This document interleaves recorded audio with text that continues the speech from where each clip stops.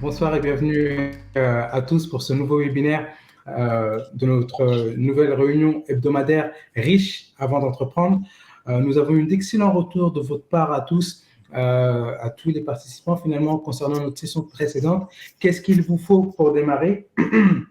Vous avez été satisfait de notre proposition de valeur et nous avons été satisfaits d'avoir su vous contenter. Toutes les semaines, avec mon associé Ibrahim Fissoko, nous parlerons des thématiques liées à l'entrepreneuriat. Comment créer son business, comment passer à l'échelle. Et ce soir, en fait, à l'aide de nos invités Sally Ben Nasser et Valdi Nzembele, des entrepreneurs émérites qui sauront bien mieux se présenter que je ne saurais le faire, nous allons parler finalement d'un sujet sensible pour un entrepreneur et qui est à l'origine de moult débats et de discussions, à savoir l'étude de marché. Sans plus attendre, nous allons, et parce que nous sommes gagnants, nous allons demander à Sally Benasser de se présenter. À toi la parole, Sally. Bonjour, je m'appelle Sally Benasser. J'ai créé la société Earth&Line en 2000. Donc, on a 21 ans cette année. Nous sommes spécialisés dans l'aménagement. Nous faisons tout ce qui est store intérieur, extérieur, volets roulants, portail, porte de garage. On est expert Somfy. Donc, nous avons nos propres installateurs. Nous sommes 5 personnes. Nous avons 2 points de vente, un au Kremlin-Bicêtre à la Porte d'Italie et un à Paris 12, Porte Dorée. Nous avons plusieurs labels, dont Expert Somfy. On est distributeur Luxaflex, qui est le leader mondial de la décoration de store intérieur. On a également la distribution de Orban, qui est le premier fabricant de portes de garage. Nous sommes assez sensibles au Made in France, donc nous avons pas mal de fabricants français dans notre gamme de fournisseurs. Et nous avons eu plusieurs labels, notamment le premier prix Talent des Cités en 2002. Nous avons eu le prix Washburn par l'ambassade des États-Unis. Nous avons gagné le prix Madame Artisanat. Et puis, nous sponsorisons également des entrepreneurs des quartiers populaires de la ville, des micro-entreprises dans les collèges et puis des clubs de jeunes filles. Voilà. Et c'est extraordinaire. Et nous sommes en taille humaine. Nous sommes une entreprise à taille humaine. Nous ne sommes pas une multinationale. En revanche, au bout de 21 ans, c'est maintenant que nous allons attaquer le développement parce que nous créons un atelier de fabrication de cloisons sur mesure. Nous avons créé la marque L'Enseigne, la Maison de la Cloison. Et nous sommes en train de distribuer sur toute la France des cloisons et des séparations de pièces. Et nous souhaitons être leader en France d'ici moins de 5 ans, j'espère. De grandes ambitions. C'était vraiment extraordinaire. Chapeau, franchement. Chapeau ce que vous avez réalisé en 20 ans. Vraiment. C'est vraiment extraordinaire. Venant de Paima, c'est modeste. Hein. On a notre Wonder Woman. Merci Sally pour cette présentation autant claire. Merci et bienvenue à toi. Et tu as omis de dire que tu siégeais aussi à la Chambre de commerce du Val-de-Marne. Exactement, je suis vice-présidente de la Chambre de commerce. Exactement. Mais quand on a autant d'activités, on peut comprendre qu'on arrive à en oublier une. D'accord. Merci Sally. Alors, Valdi, à ton tour. Yes, à mon tour. Déjà, enchanté. Bonsoir à tout le monde. Très content d'être là et d'échanger sur ma passion, l'entrepreneuriat. Moi, je fête mes 10 ans d'entrepreneuriat dans un mois. Donc, je suis Valdi, 32 ans. Je suis entrepreneur et j'aime me définir comme business développeur parce que mon expertise, c'est vraiment aider les entreprises à ramener de l'argent depuis 4 ans. Je suis à la tête d'un collectif qui s'appelle Nice to Meet You Club, qui est un collectif de business développeurs qui ont plusieurs casquettes, donc entre le market, le produit et le média. Et on s'appuie sur deux piliers, le média et le software. Donc là, l'objectif, c'est de lancer 5 entreprises en 5 ans et on est déjà à 3, donc c'est assez cool. Et donc, mon expertise dans la tech B2B, principalement, me permet d'aller chercher les clients avec de la prospection, de la smart prospection, des outils, no-code, etc. Et je m'allie avec des personnes qui ont une expertise métier de plusieurs années sur notamment des projets qui peuvent être lancés très rapidement. Donc, je pense qu'on tombe en plein dans le sujet, comment mettre en place un business plan, comment attaquer un marché. Donc, c'est ce que moi, j'appelle le go-to-market. Donc, hâte d'échanger sur le sujet. Excellent. Alors, après cette présentation tout aussi haute en couleur que celle de Sally, j'aurais aimé dire let's go, mais nous devons aussi entendre la présentation de Ibrahima Sissoko. Malheureusement. Malheureusement. Mais on va être assez succinct sur ça. Ibrahima Sissoko, 42 ans, entrepreneur franco-malien, j'aime le rappeler. Principalement aujourd'hui à la tête d'un écosystème dans la tech et dans le digital, composé d'une 30aine d'entités maintenant, et qui principalement en fait est en Europe, en Afrique et au Moyen-Orient. Donc voilà. Excellent. Parfait. Très bien. Merci Ibrahima. Merci Ibrahima, merci Sally, merci Waldi pour toutes ces présentations qui sont. On n'en est qu'à la phase de présentation et je suis déjà inspiré. Donc du coup, on va attaquer tout de suite avec ma première question. Vous savez, moi, je suis un profane. Quand on parle d'entrepreneuriat, je ne sais pas ce que c'est. Et donc, du coup, j'entends parler d'études de marché, j'entends parler de business plan. Et j'aimerais, Sally, si tu en conviens, si tu le veux bien, en fait, que tu m'expliques, en fait, quelle est la différence entre une étude de marché et un business plan? Et surtout, qu'est-ce qu'une étude de marché, s'il te plaît, Sally? Alors, on ne peut pas faire d'études de marché sans business plan. Le business plan, c'est la première feuille en dehors de l'idée, c'est la première feuille constructrice du chemin financier de l'entreprise. Et si on n'a pas l'idée du chemin financier, notamment comment financer le projet, comment avoir sa trésorerie, les investissements qu'il faut faire, tous les projets, les préparer le financier, savoir l'argent qu'on a, est-ce que les banques nous prêtent, est-ce qu'on lève des fonds ou pas. Voilà, ça c'est le business plan qui permet de matérialiser toutes les dépenses qu'engage la création d'entreprise. Ce n'est absolument pas l'étude de marché. Ça, c'est l'étude de la création d'entreprise. Moi, je ne sais pas si Wally il valide. Ouais, l'étude de marché, c'est autre chose. L'étude de marché, c'est l'étude d'une idée, c'est la formalisation de la concrétisation du projet. C'est savoir d'abord quel est le produit qu'on vend, quelle est la cible, comment on le vend, est-ce qu'il y a des clients potentiels, quels sont les concurrents, quel est le prix sur le marché dont on veut vendre ce produit ou cette prestation, est-ce qu'on est bien placé, est-ce qu'on n'est pas bien placé, c'est où on le vend. Voilà, c'est ça l'étude de marché, c'est déterminer tout ça et avec un axe extrêmement important, c'est sur la concurrence, sur la valeur du produit, la valeur de vente du produit et la place qu'on prend sur le marché. Excellent. Merci. Super intéressant. Je vais vous raconter une petite anecdote. Oui. Quand j'ai lancé l'enseigne de la Maison de la Cloison, je venais d'ouvrir un grand atelier, donc moi, je n'ai jamais fait d'études de marché. Je me suis lancée sans faire d'études de marché parce que quand j'ai lu les livres sur la création d'entreprise, aujourd'hui, il y a pléthore de renseignements sur Internet, mais quand moi, j'ai créé mon entreprise en fin 99, il n'y avait pas tous les renseignements qu'il y avait sur Google aujourd'hui, il n'y avait pas toutes les associations, il n'y avait pas des webinaires comme il y a aujourd'hui, grâce à Dieu. C'est un outil que vous donnez aux jeunes, bravo à vous, parce que vous ne pouvez pas vous imaginer la richesse que vous apportez, d'ailleurs c'est dans vos titres. Et quand moi j'ai créé, je n'avais pas tout ça et j'étais obligée de chercher toute seule les informations de la création de l'entreprise. Qu'est-ce que c'est qu'un business plan? Qu'est-ce que c'est qu'une étude de marché?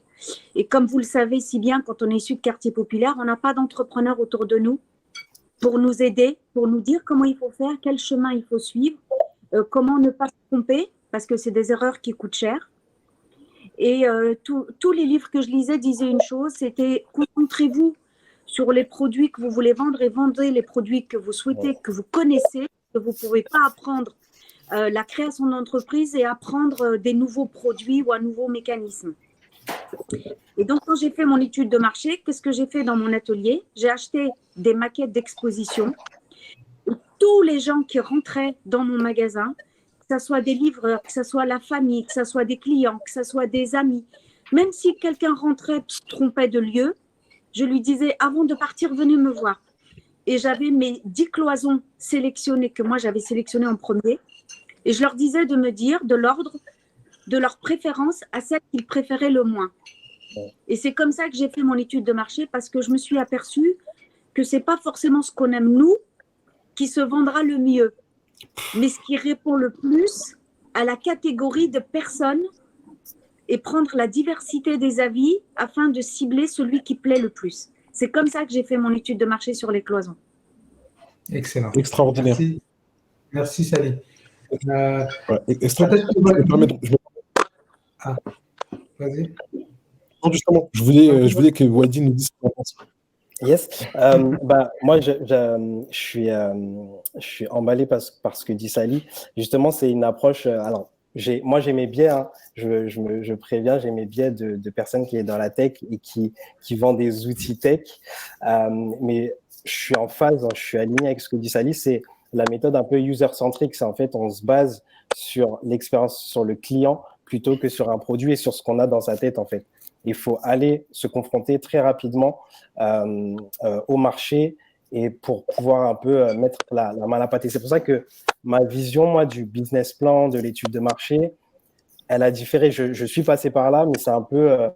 j'ai appris pour désapprendre. Donc, je suis sorti de ça, j'ai un peu déchiré les livres. Et aujourd'hui, ce que moi, je prône, c'est y aller. Y aller, mais pas aveuglément. Y aller justement pour aller chercher de la data et itérer au fur et à mesure et améliorer un peu son produit, ce qu'on vend. Donc, aller sur le marché, se confronter à ses concurrents, à ses futurs partenaires, à ses futurs clients, prendre de la data, de la donnée, et une fois qu'on a cette donnée, améliorer son produit, son offre de service et avancer. Donc je suis totalement en phase avec ce que dit Sally. D'accord. Merci, Waldi. Ibrahima, ton avis sur le sujet, s'il te plaît. Merci, Waldi. En tout cas, je remercie encore Sally et Waldi parce que, comme elle le dit, il y a 20 ans, il n'y avait pas autant d'outils. Donc, ce qu'elle a fait, c'est quand même extraordinaire. Mais ça veut dire qu'aujourd'hui, entre ce qu'elle a fait il y a 20 ans et aujourd'hui, c'est les mêmes méthodes qui fonctionnent parce que c'est une méthode qui fonctionne. Il faut juste se rappeler et c'est très important de rappeler. Après, moi, je suis nuancé.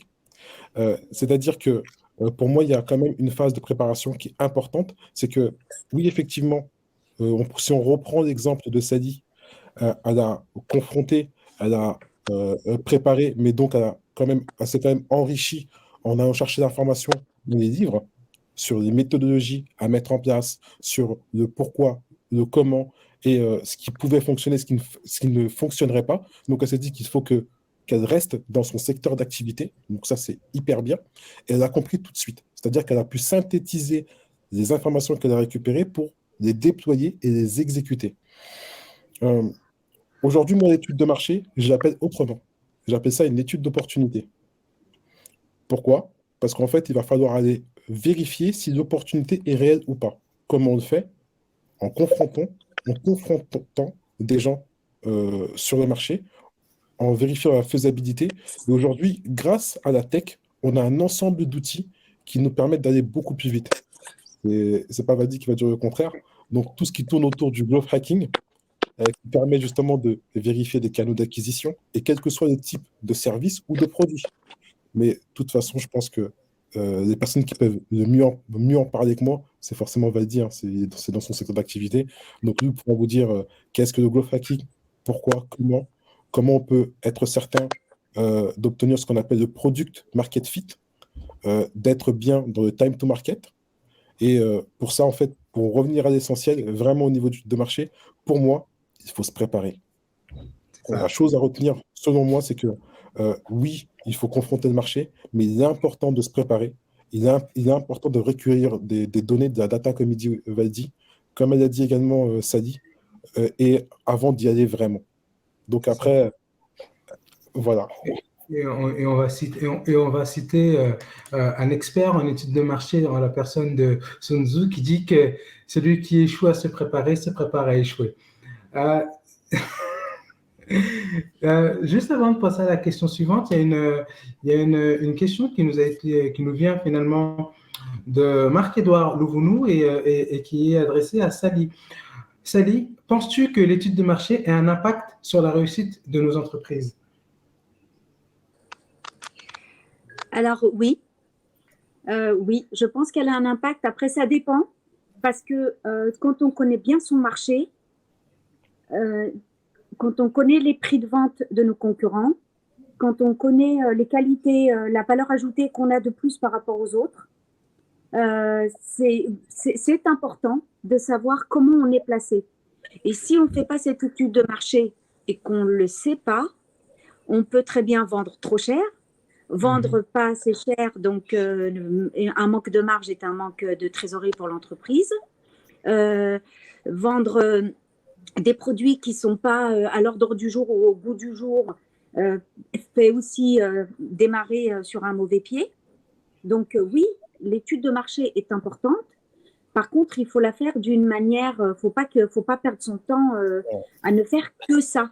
Ce n'est pas la priorité. La priorité, c'est de chercher des clients. C'est excellent. Surtout dans excellent. Ça me permet. Ah, je suis désolé, Valdi. Non, excuse-moi, je t'ai coupé, mais je disais surtout dans un monde mouvant où tout va très vite. Aujourd'hui, je pense que l'étude de marché, c'est un peu voilà, trouver les chiffres sur Google, avoir des références sur ce qui se passe, etc. Souvent, si on regarde les chiffres, on parle de choses qui datent de déjà 2 ans. Donc, on peut s'en servir comme base, mais très vite, il faut aller vérifier ces infos-là auprès des gens qui le vivent au quotidien, je pense. D'accord.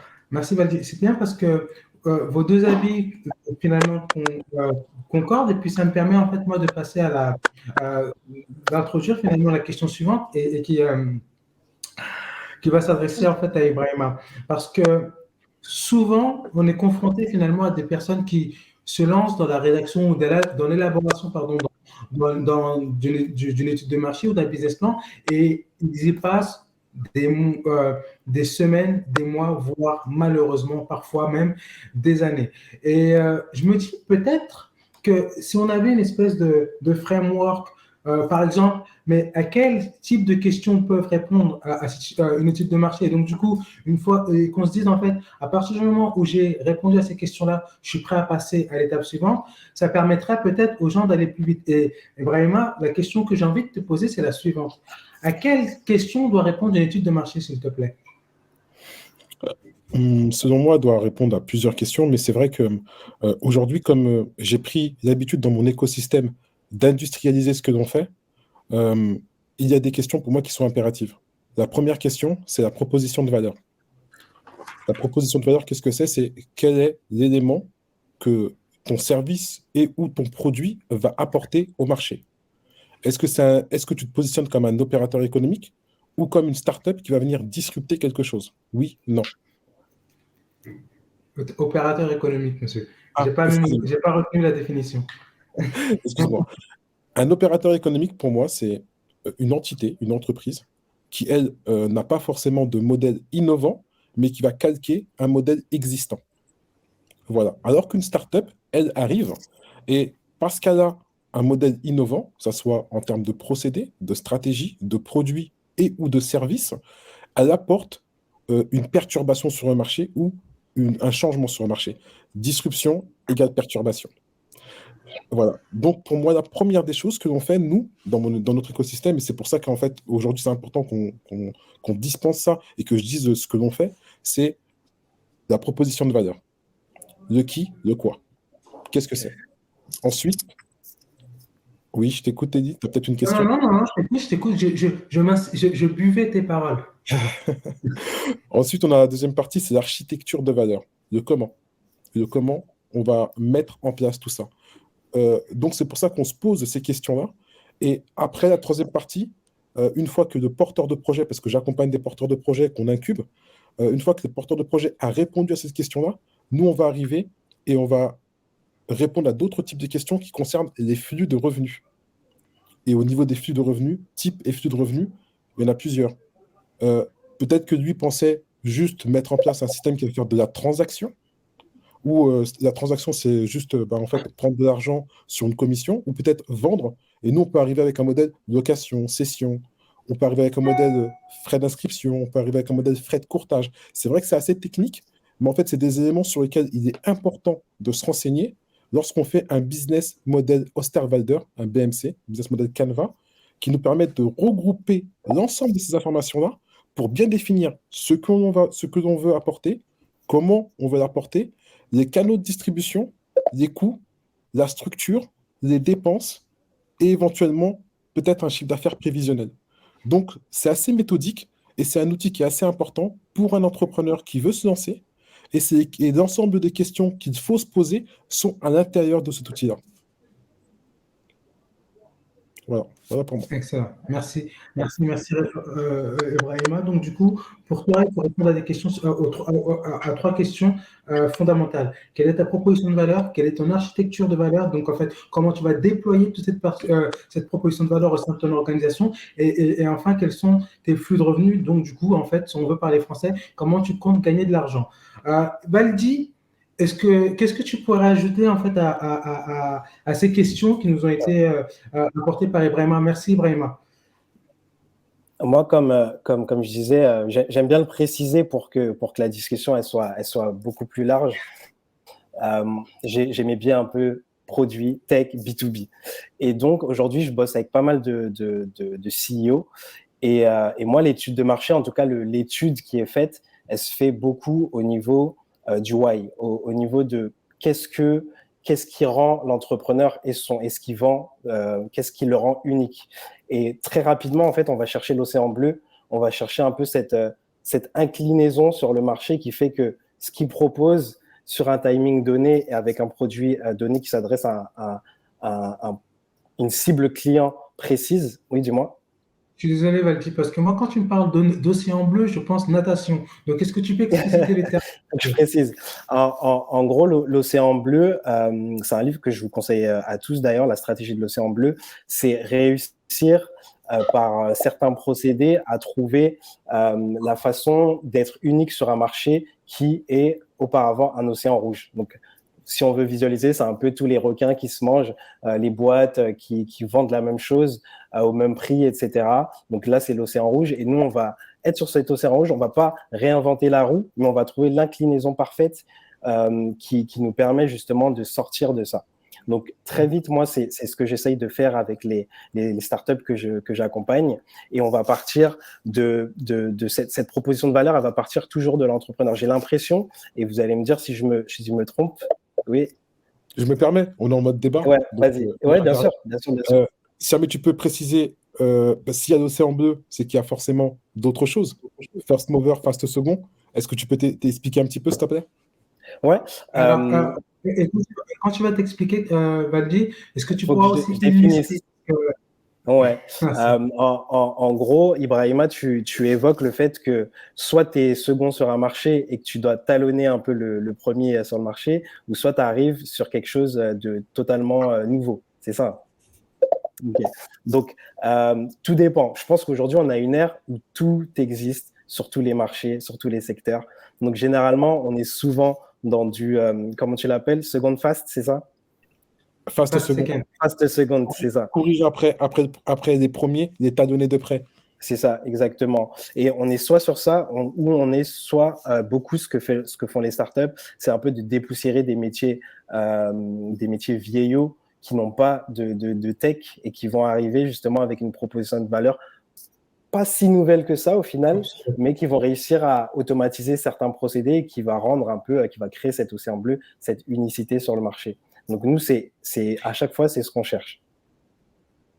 D'accord. Est-ce que Valdi, tu as tu as un projet sur lequel tu as travaillé de manière très succincte, de manière à ce que nos participants en fait puissent Ouais. visionner et visualiser finalement tes propos. Un projet Ouais. sur lequel tu as travaillé, où tu as pu créer ton océan bleu, s'il te plaît.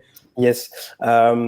Exemple le plus récent, c'est donc comme je vous disais, j'ai un collectif de business développeurs et dont ma femme fait partie. Et elle est assistante sociale depuis 5 ans.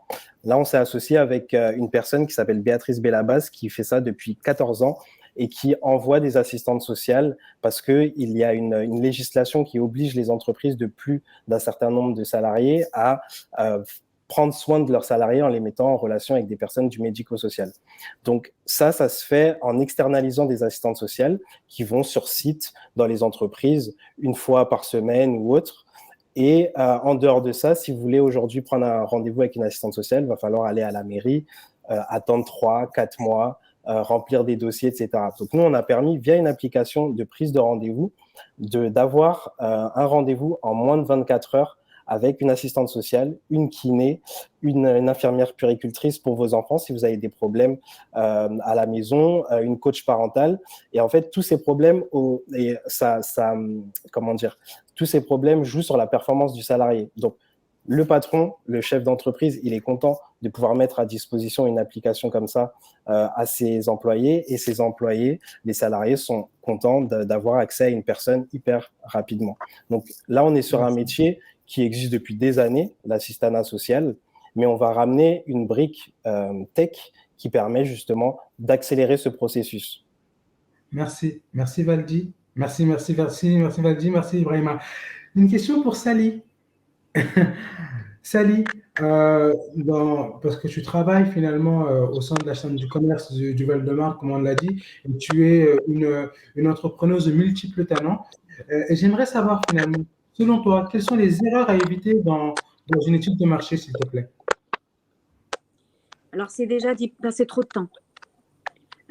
Parce que trop de temps, c'est du temps qu'on ne consacre pas à travailler. Et comme vous savez, la réussite passe par le travail. Et on dit le succès sourit aux audacieux. Donc, préparer son étude de marché, c'est bien. Mais aller au charbon, c'est encore plus constructif.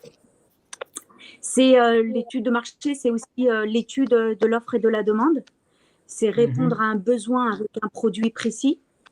Alors, le mieux, c'est de répondre avec le meilleur produit possible, le meilleur prix possible et répondre aux besoins du client d'une façon la plus qualitative et optimale possible. Moi, j'installe des produits. Moi, je rentre chez les gens. Donc, ce n'est pas les gens qui viennent chez moi, qui achètent et qui partent. Ce n'est pas une application, ce n'est pas quelque chose de virtuel. C'est du concret. J'installe quelque chose que les gens utilisent tout le temps. Donc, on est obligé d'avoir une qualité. Nous, on table beaucoup sur le service. On a la chance d'avoir une super équipe. On a vraiment des très, très bons poseurs. On a des très bons produits qui sont qualitatifs, qui sont durables dans le temps. On a des garanties qui sont importantes. Donc, on est obligé de mettre le paquet sur la qualité des produits. Mais aussi, on a des super clients.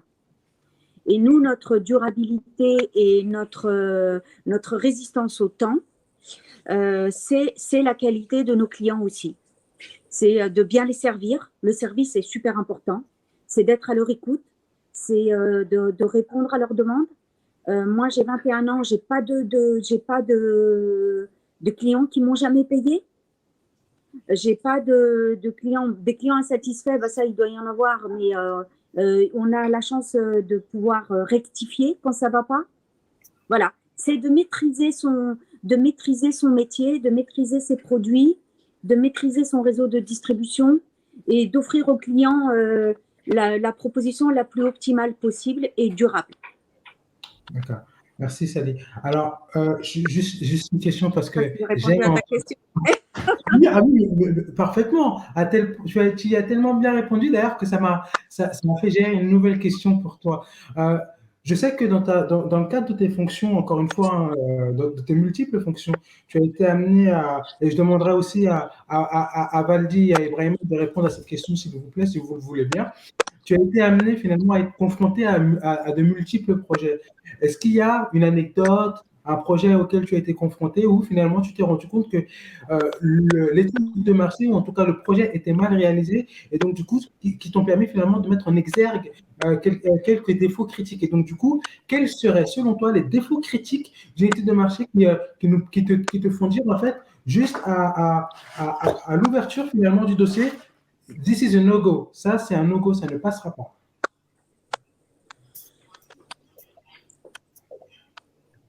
Ah,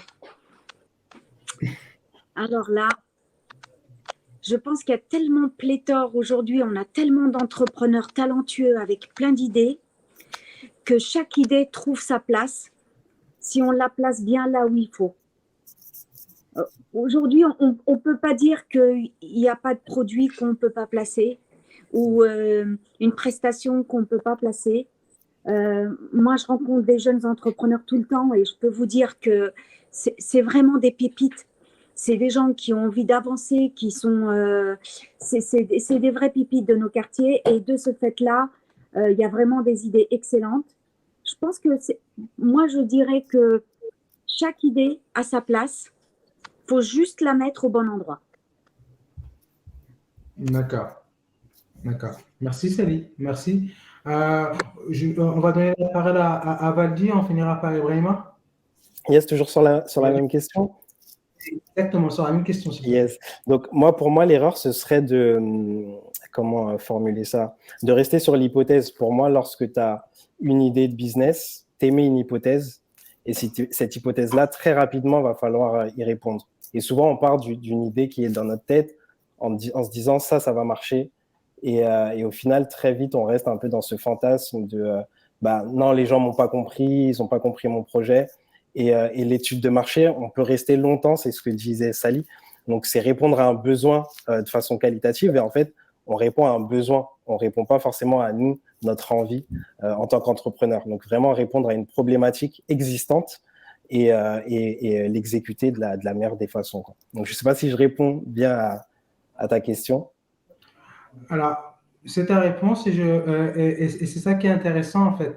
Ce qui est intéressant, c'est que tu donnes ton point de vue. Il n'y a pas de bonne ou de mauvaise réponse. Il y a notre réponse et des réponses qu'on est en mesure finalement de pouvoir apporter et justifier. Donc, merci. Merci Valdi. On va donner la parole à Ibrahima. Ouais, très rapidement, moi je rejoins Sally et Valdi. Je vais juste apporter une chose, c'est que même si on ne définit pas comme ça, et souvent les gens ne savent pas, c'est le why. Pourquoi? Pourquoi tu as décidé d'entreprendre? Pourquoi tu fais ça? Et le why, cette notion de why est arrivée récemment au niveau de l'environnement startup, mais comme je dis, hein, il n'y a pas que des startups. Et souvent, les porteurs de projets que je suis amené à rencontrer, il faut les orienter. Les premiers ateliers que l'on fait ensemble, c'est sur ça. Pourquoi tu fais ça? Pourquoi tu veux le faire? S'il arrive à exprimer pourquoi il le fait, ou si on arrive à l'accompagner pour qu'il nous explique pourquoi il le fait, les souffrances qu'il a repérées, parce que ça vient souvent d'une peut-être souffrance personnelle ou une souffrance dans son environnement auquel il essaie de répondre. Et ensuite, OK, répondre à une souffrance, à une problématique, mais toi, pourquoi tu le fais? Et si il arrive à répondre à ce pourquoi lui il le fait, on arrivera à trouver comment on va le faire. Et ce qui fait, pour moi, quasi 100% la réussite des porteurs de projets que j'ai été amené à accompagner ou à côtoyer. Et après, en termes d'exécution, parce que je vois la question au niveau du chat, en termes d'exécution, nous, ce que l'on fait, c'est qu'on fait beaucoup d'ateliers. Je me dis qu'en fait, quand on fait quelque chose, on co-construit.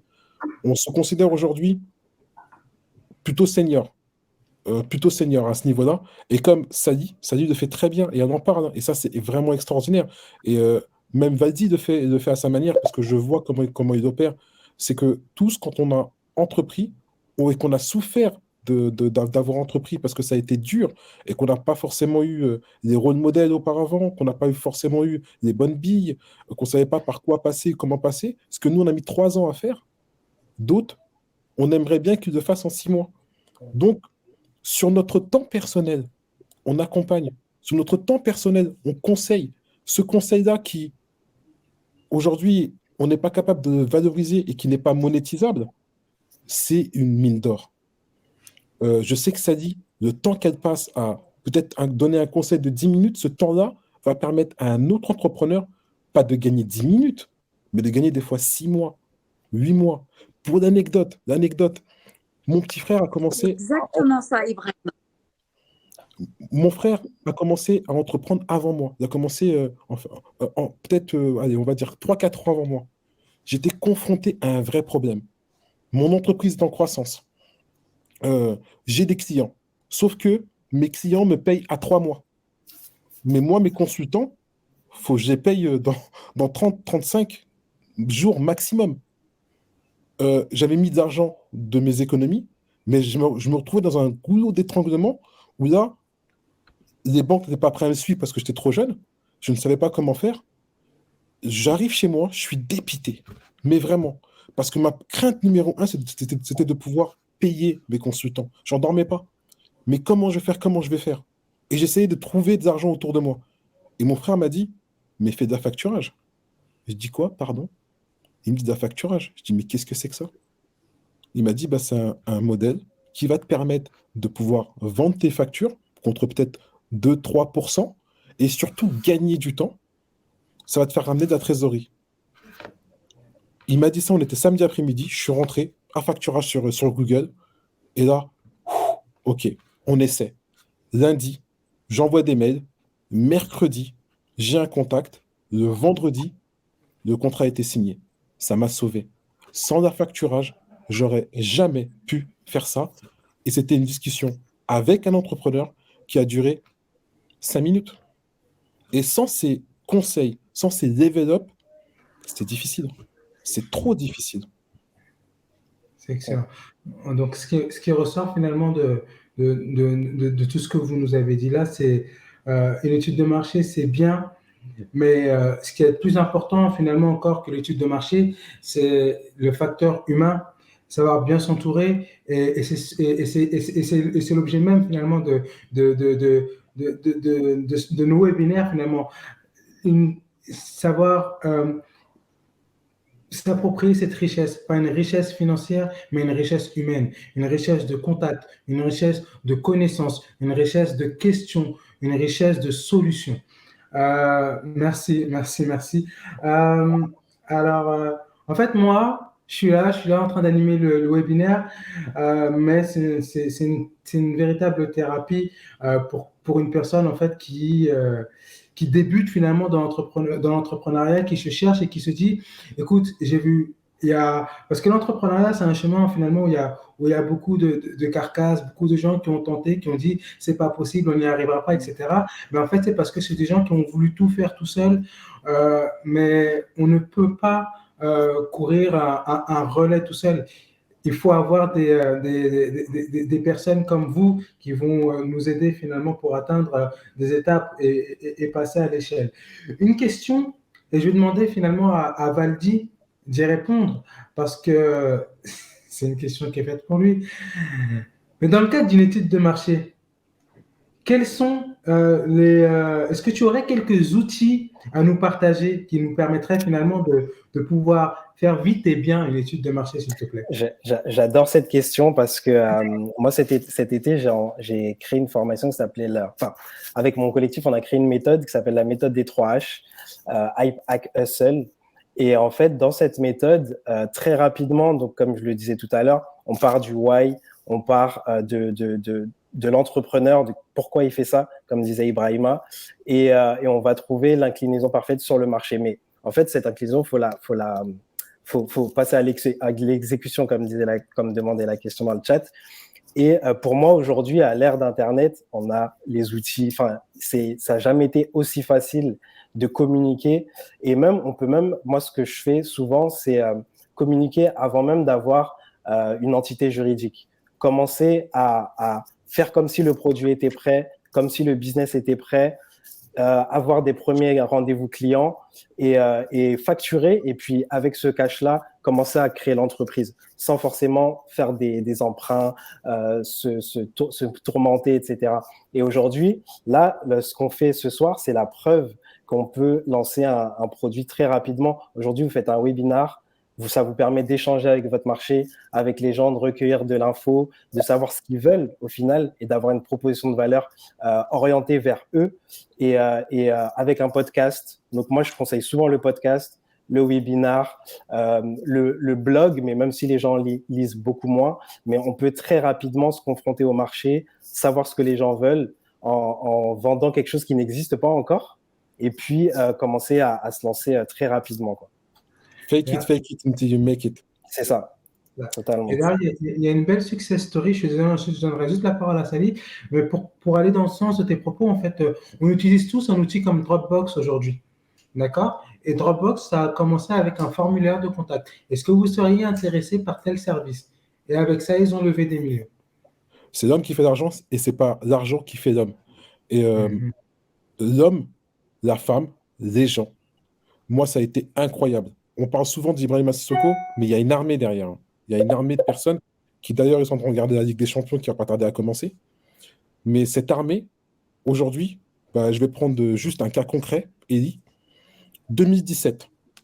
Eli entend parler du fait que au niveau de l'entreprise de services numériques, c'est en train de se développer et que Ibrahim est sous l'eau. Pourquoi? Parce que son cousin ne l'appelle plus autant qu'avant.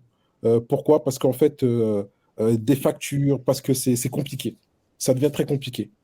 Il m'appelle un dimanche soir. Franchement, je le raconte avec beaucoup d'émotion. Mais l'extraordinaire, c'était dit quand même. Ouais, quand même, franchement, ouais.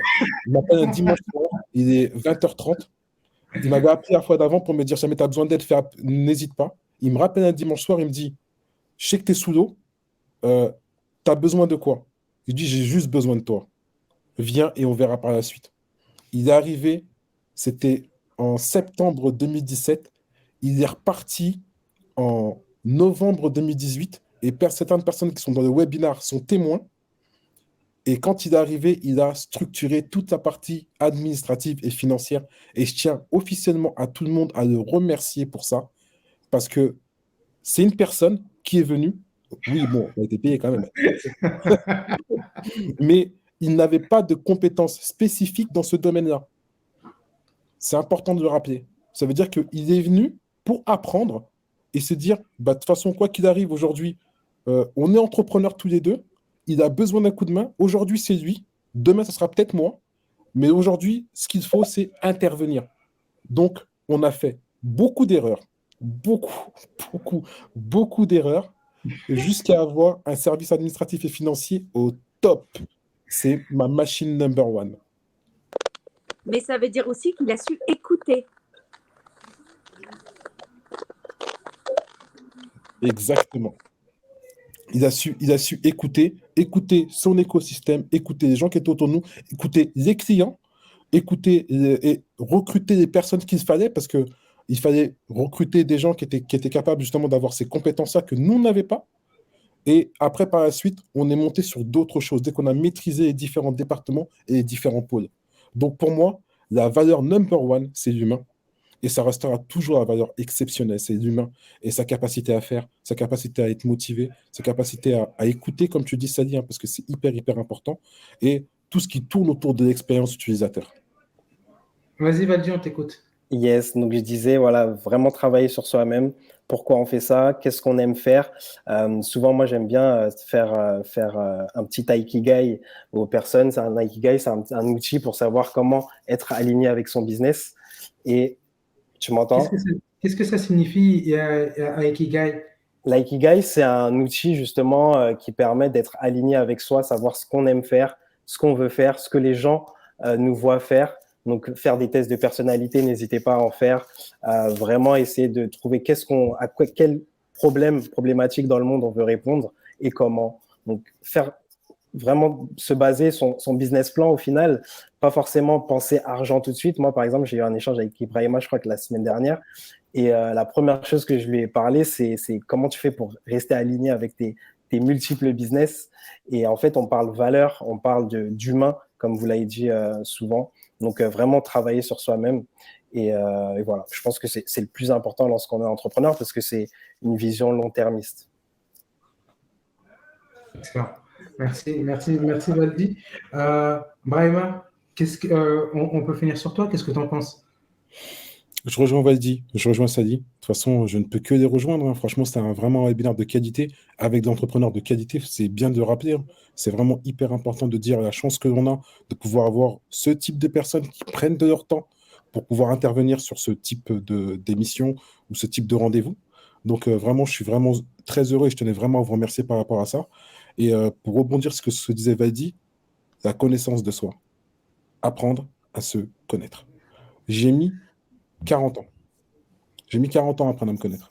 Ce qui veut dire que c'est pas quelque chose qui peut intervenir du jour au lendemain, c'est un travail sur soi.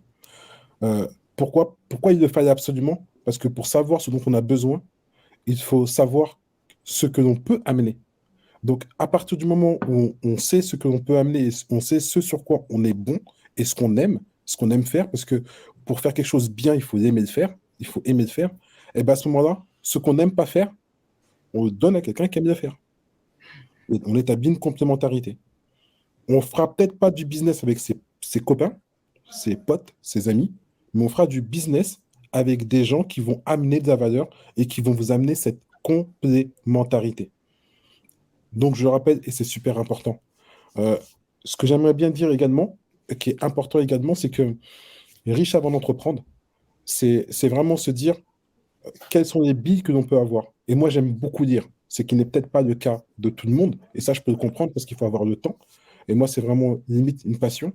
Et il y a deux choses, il y a deux livres que moi, j'aimerais partager, qui est un, Odyssée 3.14, qui en vérité est une méthode qui permet en fait d'avoir la proposition de valeur sur 14 directions.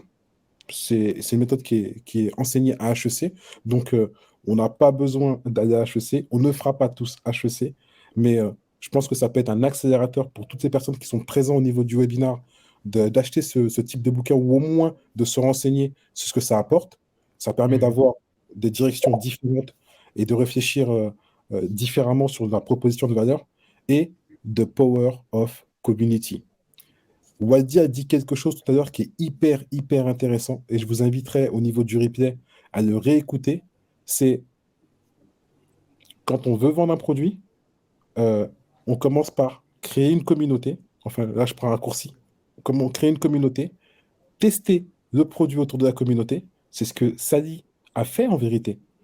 Quand il y a plus de 20 ans, elle a, quand elle avait des clients qui venaient au magasin et qu'elle leur demandait ce qui leur plaisait, bah, c'était ça, elle testait. Elle a fait sur un échantillon de population. Une communauté, c'est ça. C'est avoir un échantillon de population. Et aujourd'hui, avec les réseaux, c'est possible de pouvoir tester son produit. Et une fois qu'on a l'accroche du produit et ou du service qui va bien, on y va, on industrialise. Il ne faut pas avoir peur. Euh, la seule peur qu'il faut avoir au niveau de l'entrepreneuriat, et je le dis sans honte, c'est la peur d'être pauvre. Et pauvre dans tous les sens du terme. Pauvre de connaissances, pauvre financièrement, pauvre de tout ce que vous voulez. Il ne faut pas avoir peur d'être pauvre. Voilà. Voilà, excellent. Donc, du coup, avec ces mots hauts en couleur, le pauvre que je suis va